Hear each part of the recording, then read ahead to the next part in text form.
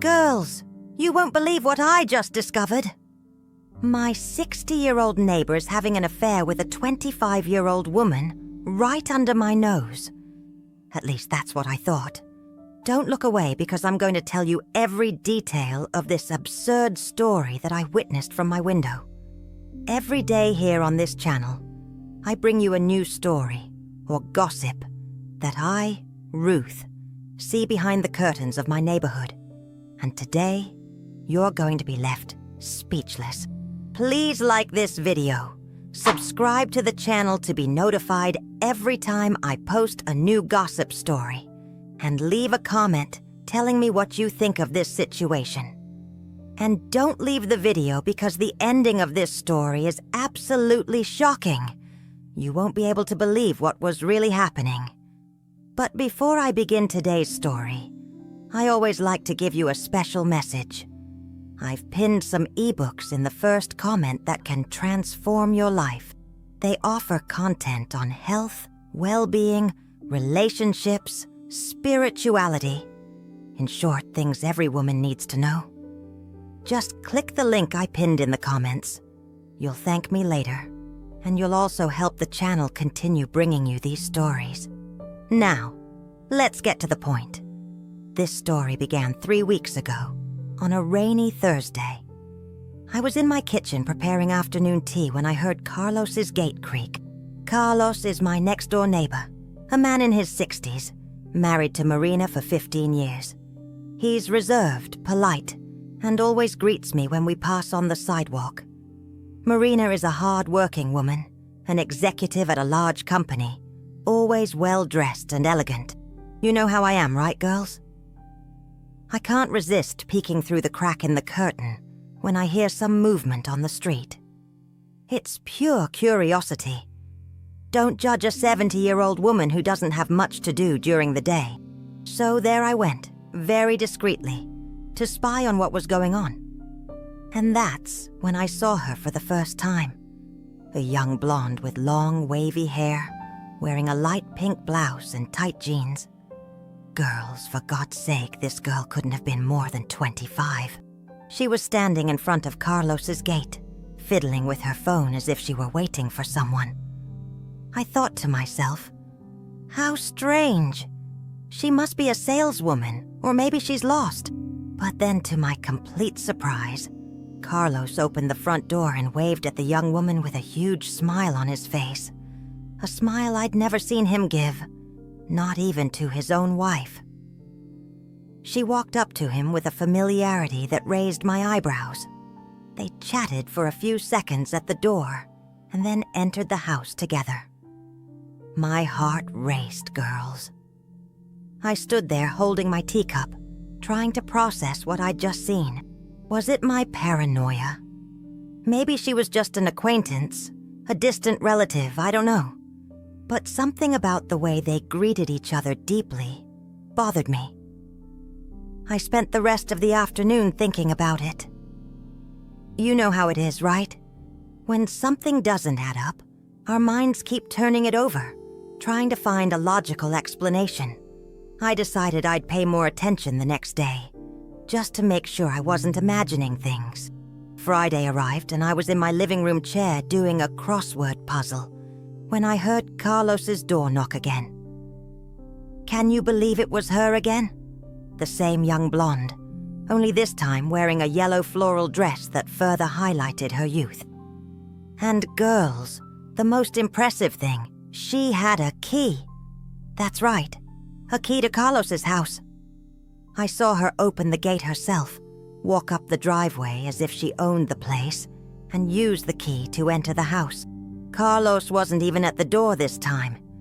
She walked in like someone arriving home after a day's work. I was completely stunned. I started putting the puzzle pieces together in my mind. Marina had mentioned to me the week before that she was going on a long work trip, something related to an important company project. She said she'd be away for almost a month, visiting branches in other cities. And now, in the first week of her wife's absence, this mysterious young woman appears with a key to the house. Ladies, I'm not one to jump to conclusions, but the signs were all there. A man in his 60s, his wife traveling, and a beautiful young woman in her 20s with free access to his home. You'd think the same thing, I'm sure. All weekend long, she appeared. Saturday morning, Sunday mid-afternoon. Always well-dressed, always with that confident demeanor of someone who feels at ease in the environment. And Carlos? Well, Carlos seemed like a completely different person. I saw him through his kitchen window, more animated, more smiling. Even his posture changed. He seemed more upright, younger. On Sunday night, I couldn't contain my indignation any longer. I called my sister Clara and poured out the whole situation. Clara has always been more thoughtful than I, so I thought she would give me a different perspective. "Ruth," she said, "are you sure about what you're seeing? Maybe it's a completely innocent situation." "Clara, dear," I replied, "I wasn't born yesterday. I can recognize when a man is behaving suspiciously, and that girl doesn't look at all like someone who would be there for professional or family reasons. My sister warned me to be careful with assumptions, but I was already convinced I was witnessing a blatant betrayal. Poor Marina, working hard to support the family, and her husband taking advantage of her absence to have an affair with a girl young enough to be his daughter. Monday arrived and I was already strategically positioned in my kitchen, pretending to wash dishes but actually observing Carlos's house. Around 11 o'clock in the morning, there she was again, this time wearing a white blouse and a navy blue skirt, her hair tied back in an elegant bun. She looked even younger with this hairstyle. What caught my attention most was that she was carrying a grocery bag. Girls, can you believe it? She was shopping for the house. This crossed all bounds of decency, in my opinion. It's not enough to have an extramarital affair. On top of that, the woman was acting as if she were the owner of the house. I watched her enter with the key, as usual, and about half an hour later, the smell of food began to waft from Carlos's kitchen. A delicious aroma of seasonings and spices that made my stomach growl. Carlos had always been a good cook, I knew that, but it seemed he was putting in more effort than usual. Around noon, I could see them through his kitchen window. They were cooking together. She was stirring something on the stove while he was chopping vegetables. Every now and then he would put his hand on her shoulder or point to something in the pan. A domestic intimacy that absolutely horrified me. What nerve, I thought to myself. His wife had barely left home and he was already playing house with his mistress. Their lunch went on until almost 3 in the afternoon. I could see their silhouettes sitting at the kitchen table chatting animatedly. At one point, I saw her stand up and hug Carlos from behind while he was still seated. It was a loving, intimate embrace, completely inappropriate for people who shouldn't have that kind of relationship. When she finally left the house around 4 o'clock, Carlos walked her to the gate. They chatted for a few minutes, and I swore I saw him kiss her on the forehead before they said goodbye. My blood boiled with indignation. That night, I could barely sleep. I kept picturing poor Marina working in some distant hotel, unaware that her husband was behaving like a lovesick teenager. Should I tell her? Was it my moral responsibility to reveal this betrayal on Tuesday? I decided to pay closer attention to the details. If I were to eventually tell Marina anything, I needed to be absolutely certain of what was happening. I couldn't just approach her with assumptions and speculation. And girls, what I discovered on Tuesday made me even more convinced that my theory was correct. The young woman arrived earlier this time, around 10 in the morning. She was wearing denim overalls and white sneakers, a more casual, intimate look, as if she already felt completely at home in the house. The most disturbing thing was what happened about an hour later. Carlos left the house and returned carrying a bouquet of yellow flowers. Flowers, girls! What married man buys flowers for a young woman who isn't his wife? He went into the house and soon after, I saw her appear at the living room window, arranging the flowers in a vase. This scene left me with a heavy heart. I remembered how rarely Carlos brought Marina flowers. In fact, I couldn't remember the last time I saw him arrive home with flowers for his own wife. But for this mysterious young woman, he not only bought flowers, but seemed to be making a point of pleasing her in every way possible. Lunch that day was even more elaborate. The aroma wafting from the kitchen was mouth-watering, and I could see Carlos taking great care preparing the food. He chopped, seasoned, and cooked, with a care I'd rarely seen when Marina was home. It seemed he was trying to impress the young woman with his culinary skills. After lunch, they went out into the backyard together. Carlos's house has a small but well-kept garden, with a few fruit trees and flower beds. I watched them walk among the plants, her pointing to the flowers as he explained something. At one point, Carlos picked some fruit from a tree and offered her a taste. The intimacy between them was blatant, girls. It wasn't just a physical relationship, it was an emotional connection too. They talked for hours, laughed together, shared moments that should only be reserved for those very close. And most disturbingly, Carlos seemed genuinely happy, happier than I'd seen him in years. When she said goodbye that day, I saw Carlos stand at the gate for a few minutes, staring in the direction she'd gone. It was the look of a man completely enchanted, madly in love, a look that should have been reserved only for his wife. Wednesday brought another disturbing surprise. The young woman arrived carrying a small suitcase. A suitcase, ladies? Could she be moving in? Had Carlos completely lost touch with reality and decided to live openly with his mistress while his wife was away? I saw her come in with her suitcase, and unlike other days, she didn't leave until late afternoon. The lights in the house stayed on late, and I could see movement at the windows. They had dinner together, watched TV in the living room, and apparently, she spent the night there. This crossed all bounds of decency, in my opinion. It was one thing to have a secret daytime affair, but sleeping in the house with your mistress while your wife was at work was a level of disrespect I'd never witnessed. On Thursday morning, my suspicions were confirmed. I saw her appear at the master bedroom window, still in her nightgown, combing her hair. She had slept in the master bedroom, the same bed Carlos had shared with Marina for 15 years, the same room where Marina kept her underwear, her perfumes, her personal mementos. Girls, I was absolutely outraged. How could a man be so disrespectful to his own wife? How could he sleep soundly knowing he was blatantly betraying the woman who trusted him? All day long, I watched them living as a couple. She made breakfast while he showered. Then they had coffee together on the porch, reading the newspaper and chatting quietly. Around noon, they drove off together. They probably went out for lunch or a romantic stroll. They returned late in the afternoon carrying shopping bags. She had bought clothes. Carlos was paying for his lover's expenses, buying her clothes and gifts. Poor Marina, supporting a husband who used their money to please another woman. That night, they had a special dinner. They lit candles on the porch table and dined al fresco. I could see their silhouettes chatting intimately in the candlelight. It was a romantic scene that should only be shared between husband and wife, but Carlos was offering this experience to a young woman he barely knew. When they finally went to sleep, the lights in the room went out, and I stood there at my window, thinking about how surreal the situation was.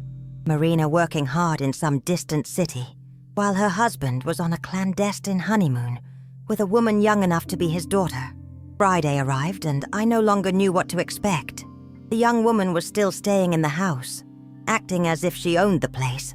Early in the morning, I saw her watering the plants in the garden, wearing one of Marina's aprons. Seeing her wearing Marina's clothes filled me with a rage I didn't know I was capable of. Around 10 o'clock, they left together again. This time, they appeared to be going shopping for the house. They returned carrying grocery bags, cleaning supplies, and even some decorative items. It was as if she were preparing for a longer stay, rearranging the house to her liking. Lunch that day was the most elaborate yet. Carlos outdid himself in the kitchen, preparing what looked like a feast. The aroma wafting from the kitchen was absolutely delicious, and I could see him taking great care in every detail of the dish's presentation. After lunch, they settled into the living room to watch a movie. I could see them through the window, her leaning against his chest on the couch, completely relaxed and intimate. It was an image that left me with a sick feeling of disgust and indignation. I can't even imagine what you're thinking about this situation. Leave a comment below and let me know what you would do if you were neighbors of a couple and witnessed such blatant infidelity. Would you tell the wife? Would you try to confront the husband? Or would you just stand by and watch, like I was doing? The truth is, I was torn between moral outrage and curiosity to see how far this situation would go. Part of me wanted to call Marina immediately and tell her everything, but another part wanted to better understand the dynamics of this relationship before taking any action. The weekend was even more disturbing. The young woman remained at the house and they lived like a honeymoon couple. They barbecued in the backyard, watched movies cuddled on the couch, and slept together in the master bedroom.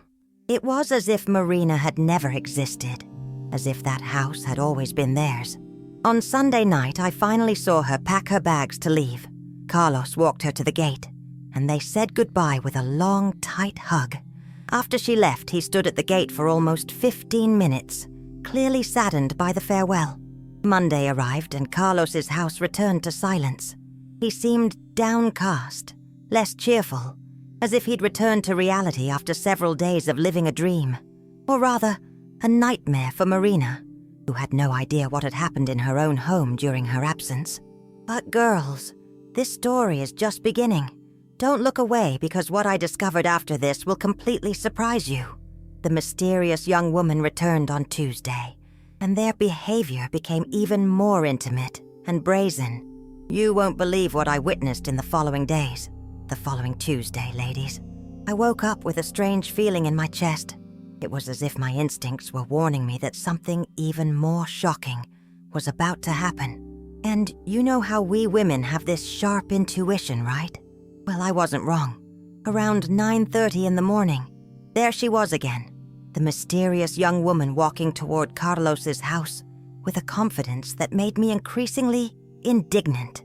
This time, she wore a coral blouse and pants set that highlighted her golden tan. Her blonde hair shone in the morning sun, and she carried a large bag, the kind that seems to contain a person's entire life. What struck me most was the ease with which she opened the gate and walked through the entrance. There was no rush, no furtive glances around. She moved like someone who belonged there, as if she truly owned the house. This deeply irritated me. When she reached the front door, Carlos was already waiting for her. And girls, the smile on his face was simply radiant. It was the smile of a man completely in love, the kind that makes your eyes sparkle and the wrinkles around your eyes deepen from smiling so much. Never, in 15 years of marriage, had I seen Carlos smile like that at Marina. They greeted each other with a warm embrace, and I could feel the intimacy between them even from my window. It wasn't just a cordial hug between acquaintances. It was the embrace of two people who miss each other, who connect on a deeper level. My stomach churned with disgust. They entered the house together, and about 15 minutes later, I began to smell a delicious aroma coming from Carlos's kitchen. It smelled of sautéing garlic, exotic spices, and what looked like fish being meticulously prepared. Carlos had always been an excellent cook, I'll admit that, but judging by the aromas wafting into my home, he was outdoing himself once again. I decided to strategically position myself in my laundry area, where I had a privileged view of his kitchen. And girls, what I saw absolutely horrified me. They were cooking together like a couple who'd known each other for years. She stirred something in a large pot while he chopped vegetables with impressive precision. Every now and then he approached her from behind, put his hand on her waist, and whispered something in her ear. She laughed, tilted her head back, and for a moment I could see her profile, completely relaxed and happy. At one point, I saw him offer her a spoonful of what he was cooking. She closed her eyes, savored it slowly, and then gave him an expression of approval that visibly pleased him.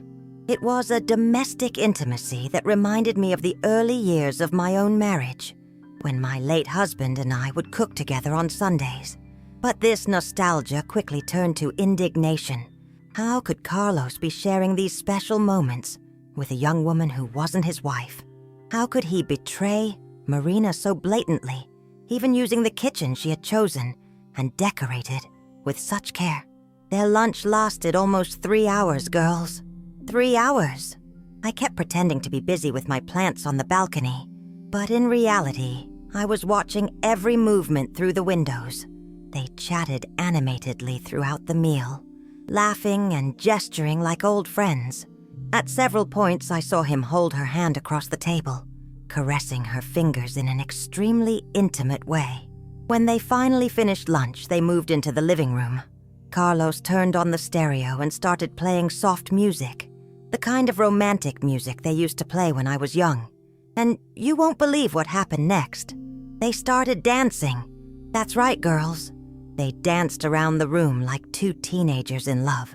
She had her arms around his neck. He had his hands on her waist, moving slowly to the rhythm of the music. It was a scene that should have been private, between husband and wife. But Carlos was sharing this intimacy with a young woman who was probably the age of the daughter he never had. At one point during the dance, I saw him brush a strand of hair away from her face and whisper something in her ear. She smiled in a way that seemed genuinely passionate. It wasn't just physical attraction or financial interest. There was something deeper going on between them, an emotional connection that made the whole situation even more disturbing. When the song ended, they sat on the living room sofa, her leaning against his chest while he stroked her hair. They stayed like that for almost an hour, in silence, just enjoying each other's company. It was an intimacy that went beyond the physical. It was emotional, even spiritual. Around 4 o'clock in the afternoon, she got up and went to the kitchen to get something to drink. She returned with 2 glasses of wine, and they toasted something I couldn't hear. But from the look of happiness on their faces, it was something meaningful, something that made them genuinely happy. When she finally said goodbye, around 6 o'clock, Carlos walked her to the gate once more. They talked for almost 20 minutes, reluctant to part. At the end, he kissed her on the forehead. I'm sure I saw it, and watched her walk away until she disappeared around the corner. That night, I couldn't get those images out of my head. I called my sister Clara again, needing to vent about everything I'd witnessed. Ruth, she said in a worried voice, you're obsessing over this situation. Maybe you should step back a bit. Stop watching so much. Clara, dear, I replied exasperatedly. I'm not obsessing. I'm being a responsible neighbor, observing a clearly inappropriate situation. And what I saw today went beyond all bounds of decency. I told her about the dance, about the intimacy between them, about the way Carlos looked at that young woman. Clara was silent for a few seconds before responding. If that's really what you think, she said finally, perhaps you should consider talking to Marina when she gets back. She has a right to know. This suggestion made me even more anxious. How could I tell Marina that her husband was having an affair with a young woman? How could I destroy her 15-year marriage with such devastating information? But at the same time, how could I remain silent, knowing she was being betrayed so blatantly? On Wednesday, the young woman arrived earlier than usual. It was only 8 in the morning when I heard Carlos's gate opening. I ran to the window and saw her walking toward the house wearing a long patterned dress that made her look even younger. This time, she was carrying fresh flowers, white daisies she'd probably bought at the market. Carlos greeted her at the door, already dressed casually, as if he'd just woken up.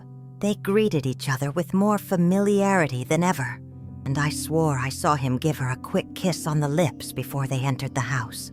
My heart raced with indignation. About half an hour later, I began to smell fresh coffee and warming bread. They were having breakfast together, like a couple waking up in the same bed and sharing the first moments of the day. The naturalness of the situation made me increasingly convinced that this wasn't just a casual fling.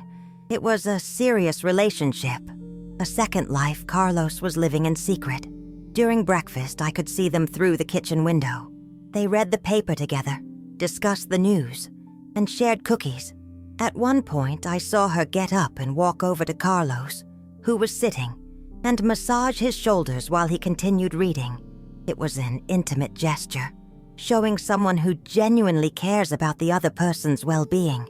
After coffee, they went out into the backyard. Carlos showed her his herb and herb plants, explaining each one. She listened attentively, asked questions, and even took a notebook from her bag to jot down some information. It was as if she were genuinely interested in learning about his hobbies, in connecting with the more personal aspects of his life. Around 10 o'clock, they got into Carlos's car and left together. I wondered where they had gone. Was he taking her around town? Were they shopping together? Or worse, was he introducing her to friends as his new girlfriend? They returned around noon carrying several bags. They weren't just groceries. I could see bags from clothing stores, perfumeries, even a jewelry store I knew downtown. Carlos was spending money on gifts for her, likely using the credit card he shared with Marina. The afternoon was dedicated to another elaborate cooking session. This time, they prepared something that involved a lot of seasoning and slow cooking, as the delicious aroma spread throughout the entire neighborhood. My neighbor across the street even commented on the wonderful smell coming from Carlos's house. While preparing the meal, I observed more moments of disturbing intimacy. He taught her how to cut vegetables in a specific way, standing behind her and guiding her hands with his own. She laughed when she messed up the cut, and he laughed along with her, and there was a complicity between them that made me feel like I was invading a very private moment. When they sat down to lunch, they toasted again. This time I got a better look. They were champagne flutes. Champagne girls. What special occasion could they be celebrating? The anniversary of the beginning of their affair? Some important milestone in their clandestine relationship? After lunch, they settled on the porch with books and magazines. She leaned back in a rocking chair, he in a nearby armchair. Every now and then, they'd share something interesting they'd read. It was a peaceful afternoon for a settled couple, comfortable in each other's company. Around 4 o'clock, something unusual happened. I saw her get up and go to Carlos with a worried expression. They talked for a few minutes. He caressed her face very affectionately, and then they went into the house together. I wondered what had happened to make her worried, and how Carlos had managed to calm her down so quickly. Apparently, whatever it was resolved, because about an hour later they left the house laughing and headed for the car. They spent the late afternoon out, returning only in the early evening with more shopping bags. That Wednesday's dinner was the most romantic yet. They set a table on the balcony with candles, flowers, and what appeared to be Marina's finest china. Seeing the wedding china being used for a romantic dinner with his lover infuriated me. It was as if Carlos were desecrating the memories of their own wedding. They ate a slow dinner, talked for a long time, and then stayed out on the porch until late, just stargazing. At one point, I saw him point to a constellation in the sky and explain something to her. She listened, fascinated, as if every word were precious. When they finally said goodbye, around 10 o'clock that night, the ritual was even more intimate. He walked her to the gate. They talked for almost half an hour, and when she finally left, he stood there for more than 20 minutes, clearly reluctant to enter the empty house. On Thursday, I decided to document everything more systematically. If I were to eventually tell Marina, I would need precise details, times, and concrete evidence. I grabbed a notebook and began jotting down every movement, every gesture, every suspicious moment. 8:15 a.m. Young woman arrives wearing a red blouse and black skirt. She is carrying a bag that appears to contain fruit. 8:20 a.m. Carlos greets her at the door with a long hug. They seem very close. 8:45 a.m. The smell of coffee and something sweet being prepared. They're probably having breakfast together. 9:30 a.m. I see them in the kitchen. She stirs something on the stove. while he organizes the table. 10 sure a.m.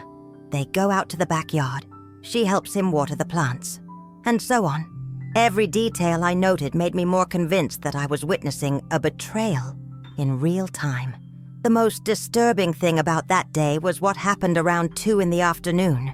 They were having a peaceful lunch when the phone rang. I saw Carlos answer, talk for a few minutes, and then hang up with a worried expression. He said something to the young woman, who immediately became alert. For the next few minutes, they talked intensely. She seemed to be calming him, offering emotional support for some difficult situation. At one point, I saw her hold his hands across the table and say something that visibly reassured him.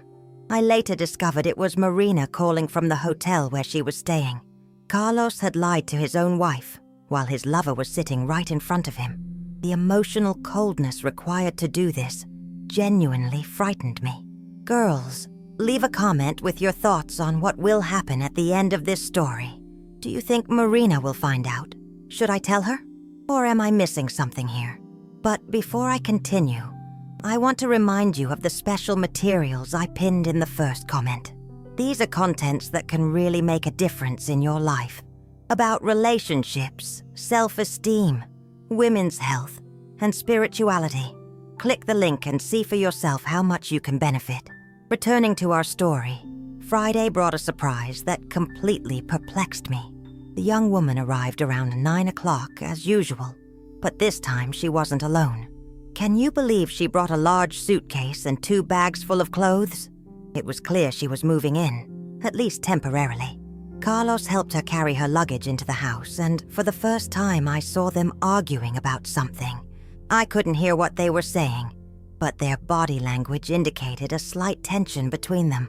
The argument lasted only a few minutes, and then they embraced in what seemed like a mutual apology. Whatever they had discussed was quickly resolved. They entered the house together, she carrying one of the bags, and he pulling the suitcase. All morning, I could see movement at the master bedroom windows. She was organizing her clothes in Marina's closet. It was the height of disrespect. Not only was she sleeping in the couple's bed, she was also occupying Marina's personal space, mixing her clothes with the clothes of the rightful owner of the house.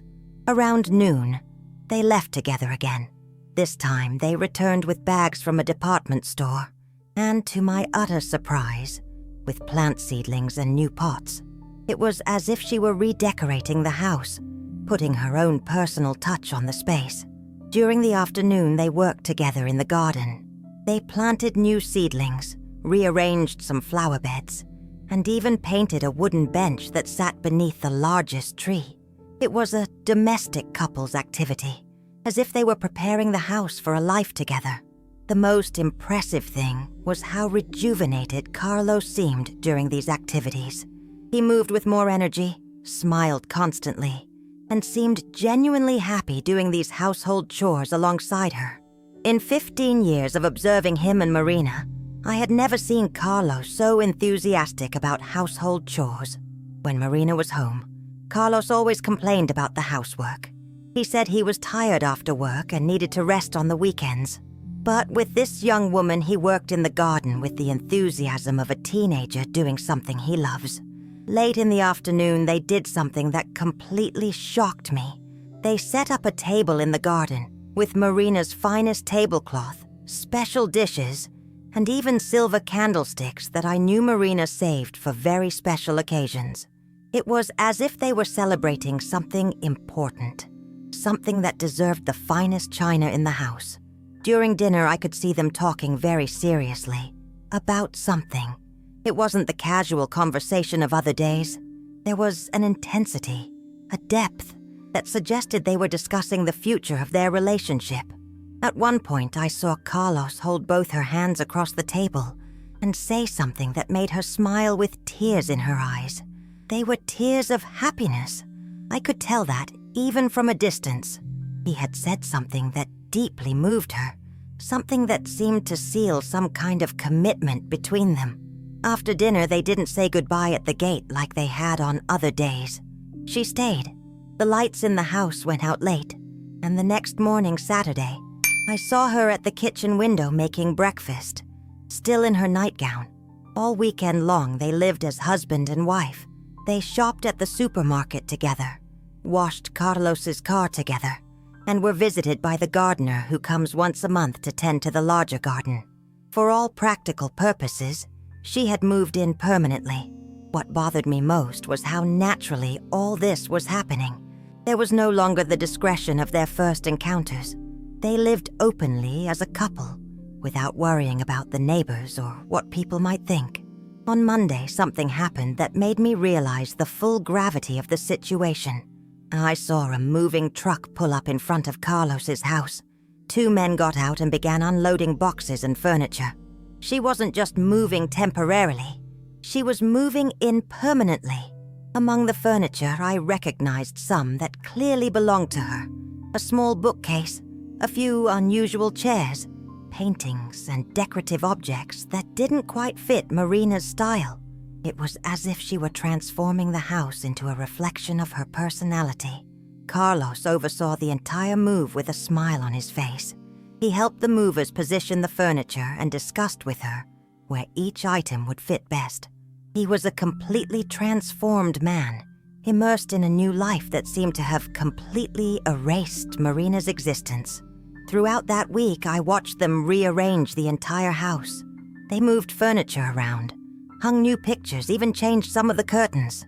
The house was becoming unrecognizable, a strange mix between Marina's conservative style and Carlos's lover's more modern, youthful taste.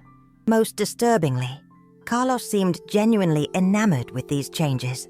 I saw him observe each new arrangement with satisfaction, as if he were finally living in an environment that truly represented who he was.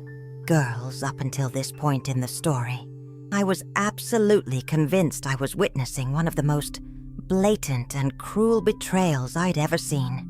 Carlos wasn't just having an affair. He was building a new life, erasing 15 years of marriage, as if Marina had never existed. But you know what I always say?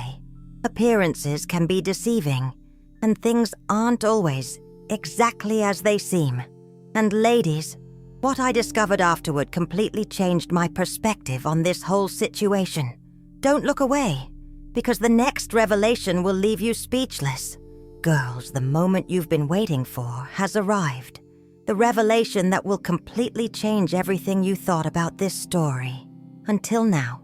But before I tell you what really happened, I need you to subscribe to the channel if you haven't already, because I only bring stories like this here, and you won't want to miss any neighborhood gossip. It was a rainy Thursday, exactly 3 weeks after this whole situation began. I was in my kitchen preparing afternoon tea and reflecting on everything I'd witnessed in the past few weeks. The mysterious young woman was now living permanently at Carlos's house, and they had established a couple's routine that made me increasingly indignant about the situation. Around 3 o'clock in the afternoon, I heard a car pull up in front of Carlos's house.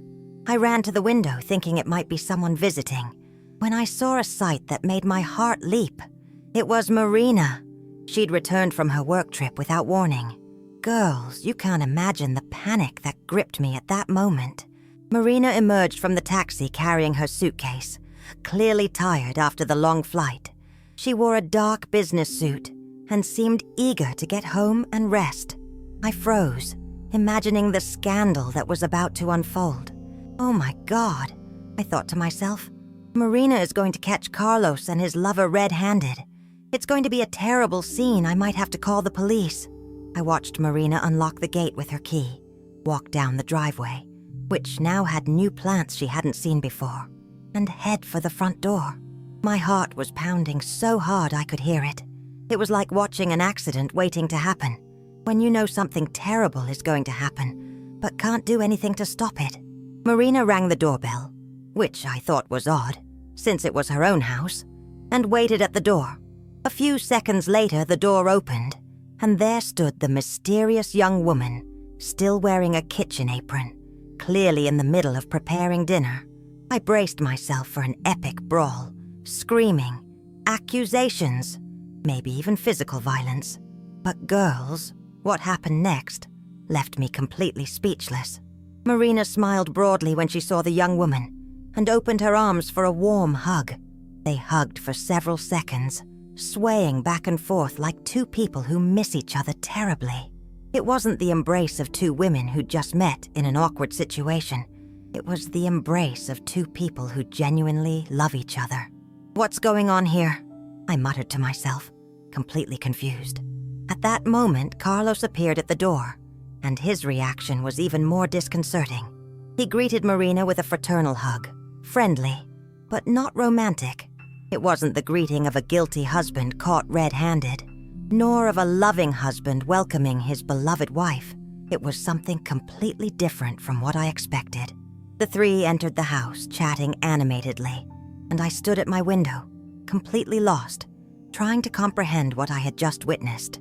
For the next few minutes, I saw silhouettes of the three people moving around the house, seemingly in complete harmony. Around 5 o'clock, they went out into the backyard together. Marina was now wearing casual clothes and seemed to be admiring all the changes that had been made to the garden during her absence. The young woman pointed out the new plants, explaining where each had been planted, and Marina listened with genuine interest. But what caught my attention most was their body language. There was no tension, no awkwardness. Marina showed no sign of jealousy or suspicion toward the young woman. On the contrary, they seemed very close, very comfortable in each other's company. Carlos behaved completely naturally as well. There was no nervousness, no attempts to explain the young woman's presence or justify the changes in the house. It was as if everything was perfectly normal and expected. During dinner, which was served on the veranda with the same special china I'd seen them use for romantic dinners, the three of them chatted animatedly. I could see friendly gestures, laughter, and what seemed like a very natural family conversation. At one point, I saw the young woman stand up and hug Marina from behind while she was still seated. Marina placed her hand on the young woman's arm and smiled in a way that indicated genuine affection. It wasn't the reaction of a woman who discovered her husband was having an affair. I was completely lost, girl. Nothing I was witnessing made sense based on everything I'd observed in the previous weeks. Where was the drama? Where was the confrontation? Where were the screams and accusations I'd expected? That night, I could barely sleep. My mind raced trying to find a logical explanation for what I'd seen. Perhaps Marina already knew about the affair and had decided to accept it. Perhaps they had an open marriage. Or perhaps Marina was feigning normalcy to avoid creating a scene, planning to confront Carlos in private. On Friday morning, I woke up determined to find out the truth. I positioned myself at my kitchen window early and watched the activity in the house next door. Around 8 o'clock, I saw the three of them having breakfast together on the porch, chatting calmly, as if it were the most natural thing in the world. All morning, they did household chores together. Marina helped the young woman organize some things in the kitchen. Carlos worked in the garden, and there was a domestic harmony that left me increasingly confused. Around 11 o'clock, something happened that finally began to clarify the situation for me. I saw a taxi pull up in front of the house, and the young woman got out carrying a small suitcase. But instead of looking like a desperate escape or an expulsion, she bid a warm farewell to both Marina and Carlos. Marina walked her to the gate, and they chatted for a few minutes in a very intimate and affectionate way. At one point, I saw Marina hand the young woman something. It looked like an envelope, and then they embraced for a long time. Carlos also said goodbye to the young woman with a warm, yet completely paternal hug. There was no romanticism in the gesture, no attempt to prolong physical contact. It was the hug of an older person affectionately bidding a young person for whom he has genuine but not romantic affection. After the taxi left, Marina and Carlos stood at the gate talking for a few minutes. Their body language was that of a relaxed, contented couple, free from tension or conflict. They entered the house together, hand in hand, like a couple who had just resolved a positive situation. For the rest of the day, I watched Marina and Carlos resuming their normal couple routine. They ate lunch together, watched television on the couch, and tended the garden side by side. It was as if the young woman's presence had been a planned and positive interlude in their lives, not a devastating betrayal. But I still wasn't satisfied. I needed to understand what had really happened. So, on Saturday morning, I decided to take a step I wouldn't normally take. I decided to go there and find out the truth, once and for all. Around 10 o'clock, I walked over to Carlos's house carrying an apple pie I'd baked the night before. It would be my excuse for the visit, a polite neighbor welcoming Marina back from her work trip. When I rang the doorbell, Marina answered. She greeted me with a warm smile and invited me in. Carlos was in the kitchen making coffee, and he also greeted me very friendly. "It's good to see you, Ruth," Marina said. "It's been a while since you've been here. How are you?" We made small talk for a few minutes, and I searched for a delicate way to broach the subject of the young woman. Finally, I decided to be direct. "Marina," I said, "I hope I'm not being indiscreet, but I noticed you had a young visitor during your trip. A very pretty blonde girl." Marina smiled even wider, and her eyes lit up. "Ah, you've seen Elena," she exclaimed. "How wonderful. I hope the neighbors would know her. Elena is my daughter, Ruth." Girls, I almost choked on my coffee. "Your daughter?" I asked, trying to hide my utter surprise. "Yes," Marina continued, clearly happy to talk about it. "Elena is my daughter from my first marriage. She lives in another city, but she decided to spend a few weeks here to visit us. It's been so long since she's been here, and I was so happy when she said she wanted to get to know Carlos better." Carlos joined the conversation, beaming with pride. "Elena is a wonderful girl, Ruth. Very polite, very affectionate. I've known her since she was little, but this was the first time she spent so much time with us. It was a very special experience." "And she stayed here while you were away?" I asked, still trying to process the information. "Exactly," Marina replied. "Initially, she was only going to stay for a few days, but when she heard about my trip, she decided to extend her visit to keep Carlos company. I was very grateful, because I don't like leaving him alone for so long." Carlos added, "Marina asked me to take good care of Elena, and I was very happy to do so. I cooked for her every day. You know how much I love to cook, and tried to show her all the interesting things we have here in the city. Elena has always been curious about cooking," Marina added, "and Carlos is the best chef she could have found. She told me she learned wonderful recipes from him. Ladies, I was in complete shock. All those weeks, what I had interpreted as an extramarital affair was actually a loving stepfather caring for his stepdaughter and sharing his passion for cooking with her." "What about the changes in the house?" I asked, still trying to make sense of it all. Marina laughed. "Oh, you guys did a wonderful job. Elena has great taste in decorating, and Carlos has always wanted to make some changes to the garden. It was perfect to have someone young and enthusiastic to help with the projects. Elena brought some plants from her city," Carlos explained, "and some decorating ideas she learned in a course she was taking. We were very pleased with the result." For the next hour, Marina and Carlos told me details about Elena's visit, how she helped in the kitchen every day, how they spent afternoons talking about her life, her career plans, her relationships, how proud Carlos was to be able to teach her recipes he'd learned over the years. "Elena has always been special to me," Carlos said. "When I married Marina, she was still a teenager, a little suspicious of me. But over the years, we've managed to build a beautiful relationship. She sees me as a father figure, and I see her as the daughter I never had." Marina held Carlos's hand affectionately. "One of the things that made me fall in love with Carlos the most was seeing how dedicated he was to building a healthy relationship with Elena. It's not easy being a stepfather, but he was always very respectful and affectionate with her." "What about romantic dinners?" I asked, still needing to clarify a few points. Carlos laughed. "Romantic? Oh, you must be talking about the special dinners I prepared for Elena. I wanted her to feel very welcome, so I went all out with the meals. I used good china and made elaborate dishes, I wanted to show her that we consider her an important part of the family. Carlos always goes overboard when he wants to please someone, Marina said fondly. When my mother comes to visit, he does the same thing. He turns every meal into a celebration. Slowly, each piece of the puzzle fell into place in my mind. The loving hugs were from a doting stepfather.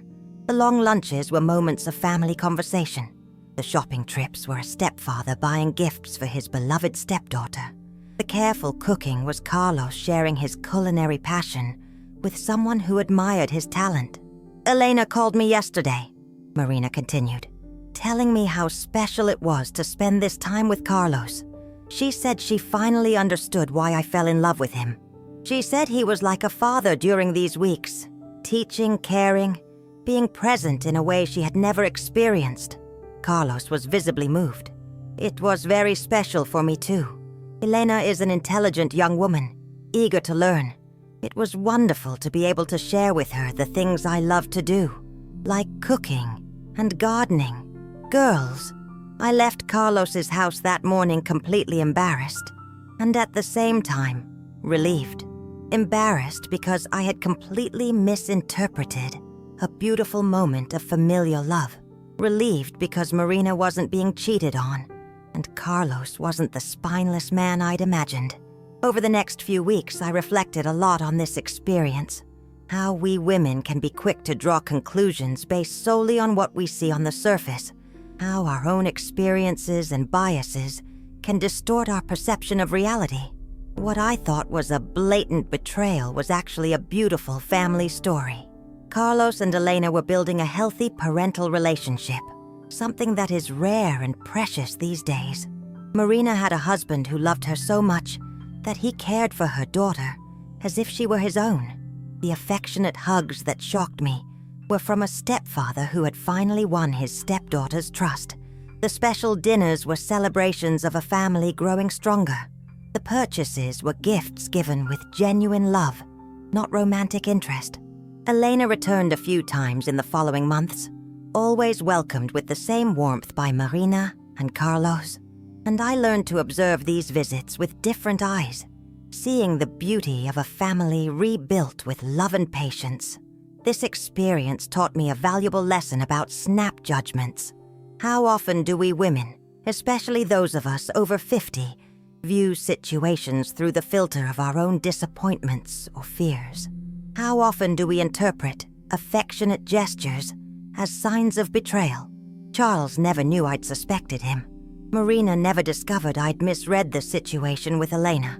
But I've learned that things aren't always what they seem, and that sometimes the simplest, most innocent explanation is the true one. Girls, this story made me reflect on how we women are sometimes too harsh on the men around us. Of course, there are men who cheat, who lie, who deceive. But there are also men like Carlos, who honor their commitments and extend their love to include the children of the women they choose to love. The relationship between a stepfather and stepdaughter can be complicated, but when built with respect and genuine concern for the young woman's well-being, it can be one of the most beautiful things in life. Carlos won Elena over not with expensive gifts or empty promises, but with time, attention, and a sincere desire to be a positive figure in her life.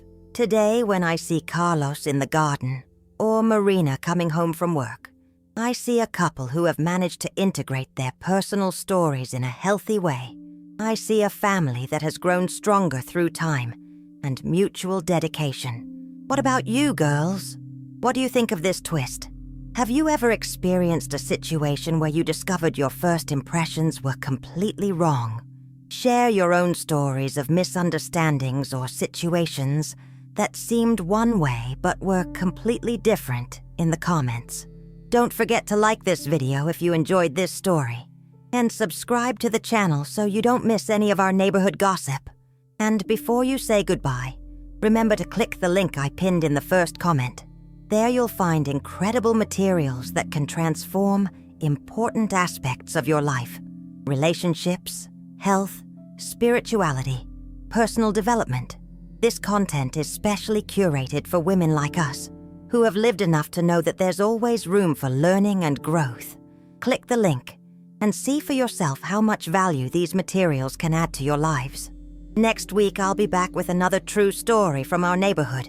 You can be sure there will always be something interesting to observe through the cracks in the curtains. Until then, take care, and remember, things are not always what they seem at first glance. Bye, girls, and thank you for staying with me until the end of this amazing story.